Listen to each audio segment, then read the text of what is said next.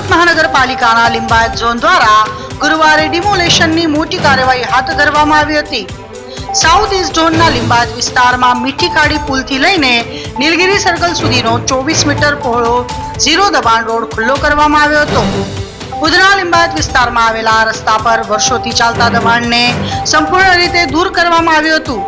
આ કાર્યવાહી દરમિયાન અંદાજે 65 દુકાનોના પતરાના શેડ કુલ 3200 ચોરસ ફૂટ વિસ્તારમાંથી દૂર કરવામાં આવ્યા હતા, જ્યારે 10 જેટલી દુકાનોના ઓટલા પ્રકારના દબાણ પણ હટાવાયા હતા। લિંબાયત ઝોન દ્વારા દબાણ દૂર કરવાની કાર્યવાહી સાથે રૂપિયા 33,300 ની પેનલ્ટી પણ વસૂલ કરી હતી।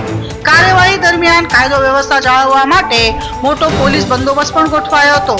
એન્જિનિયરિંગ અને સુપરવિઝન સ્ટાફ સાથે મળીને આ દબાણ દૂર કરવામાં આવ્યું હતું।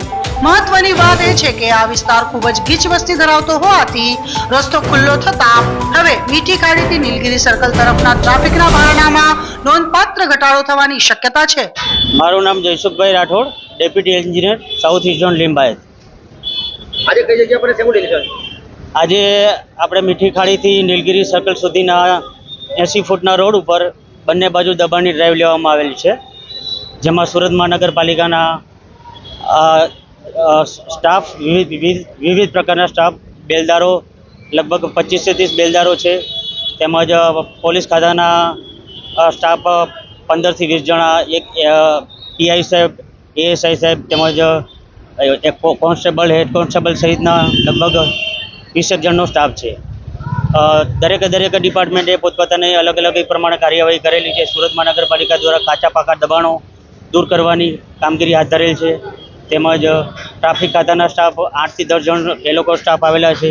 તેઓ તરફથી જે રોડ ઉપર અનધિકૃત પાર્કિંગ કરતા વાહનોનું ઉપર કાર્યવાહી હાથ ધરેલ છે, તેમજ દંડની વસૂલાતની કામગીરી કરેલી છે। આનાથી પહેલા પણ કેટલો સમય પહેલા અહીંયા દબાણની કામગીરી શરૂ કરવાની? અંદાજે પહેલાં લગભગ 6 મહિના પહેલાં એક વખત આપણે આ રોડ ઉપર ડ્રાઈવ લીધેલી હતી, તે વખતે પણ ખાસ એવા દબાણો દૂર કરેલા હતા। કેટલાનો અત્યાર સુધી દંડ આપ્યો આ કામગીરીમાં? આ કામગીરીમાં અત્યાર સુધીમાં લગભગ 20,000ની આસપાસ જેવો દંડની વસૂલાત કરવામાં આવેલી છે।